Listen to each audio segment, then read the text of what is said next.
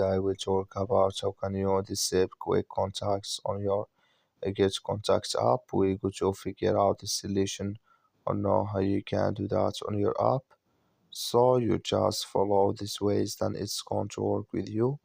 So all you have to do, you just go down here, you click here on menu down here. So then it's going to take you to this list. It's going to show for you like this. Then you just click here on settings here. So then it's going to take you to next step. It's going to show for you like this. You click here on fit settings, you just click on it here. Then it's going to take you to this list. It's going to show for you like this. So then you click here on quick contacts, just click on it here. So then it's going to take you to this list. Come here to quick contacts, click in this sign or this color. So like you see here, color it's gone. That's mean quick contacts disabled with us now. That's all you have to do. That's all. Thank you for watching.